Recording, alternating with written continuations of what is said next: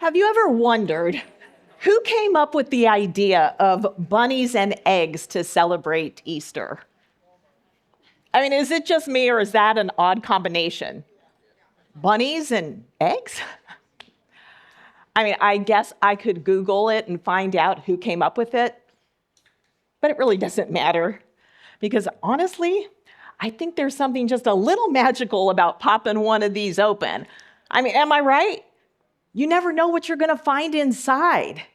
Maybe a toy or a candy, maybe even money. And occasionally, you have the unfortunate luck of finding the empty one. But when you think about it, an empty egg is a better symbol of Easter than a full one. Take that first Easter morning.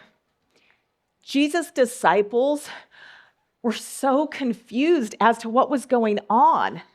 I mean, they didn't have the benefit of hindsight like we do. They didn't have a clue. Okay, so Mary Magdalene gets to the tomb first. She goes in, she looks around, and what does she find? It's empty. She's distressed, understandably. So she goes back and she gets John and Peter, and they go to the tomb. They go in, they look around. What do they find? It's still empty. Empty is kind of a negative word. My stomach is empty. My bank account is empty. My gas tank is empty. Since the kids left home, the house is empty. Empty, it just feels like disappointment. And nobody knew empty better than Jesus' followers that first Easter morning. They had empty hearts. They had empty hope. And I don't know about you, but lately I go to bed and I wake up and the world feels more empty. People are more alone, more isolated, more disconnected, empty. But you know who specializes in empty? Jesus. I mean, Jesus came and he emptied himself that we might be filled with the kind of love meant to save the world. Jesus takes empty things and he fills them.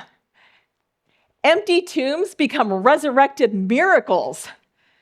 Empty hearts get filled with love, and empty hope overflows with everlasting purpose.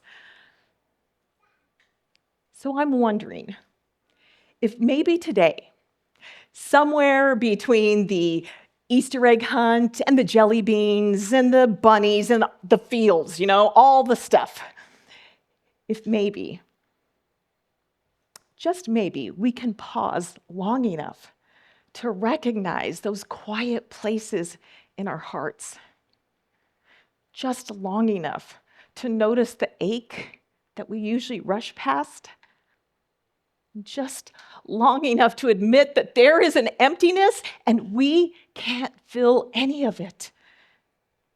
And maybe, just maybe, this is the day that we are bold enough to open our emptiness and let Jesus step in with the kind of love, with the kind of hope, with the kind of life that only he can bring.